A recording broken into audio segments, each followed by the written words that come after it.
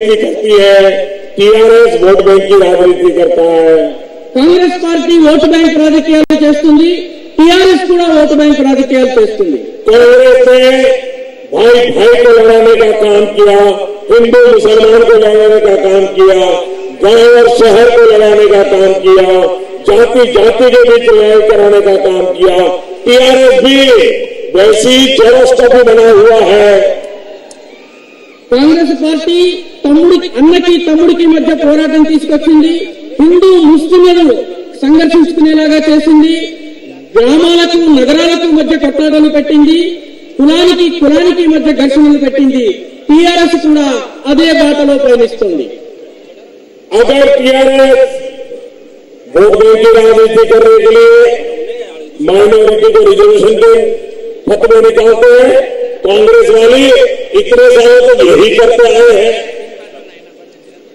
TRS vote bank రాజకీయాల్లో భాగంగా ముస్లింలకు రిజర్వేషన్, మైనారిటీలకు రిజర్వేషన్ ఇవ్వాలని చెప్పి మాట్లాడుతున్నది గత అనేక సంవత్సరాలుగా కాంగ్రెస్ కూడా ఇదే చేస్తూ వస్తుంది।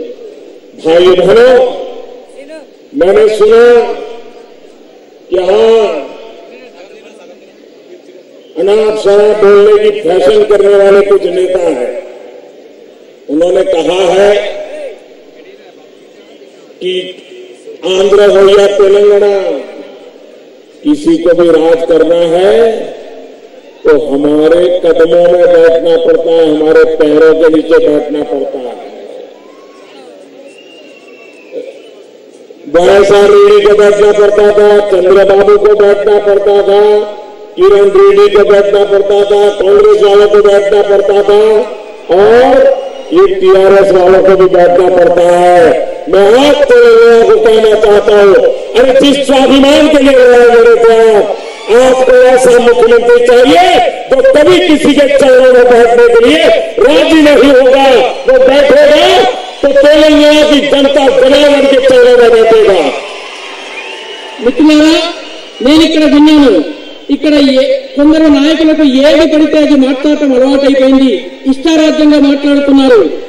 ఇక్కడ ఆంధ్ర తెలంగాణలో ఎవరు పరిపాలించినా కొందరి పాదాల దగ్గర కూర్చుని వాళ్ళ పాదాల దగ్గర పడుండాలన్నటువంటి పరిస్థితి ఉందని చెప్తున్నారు।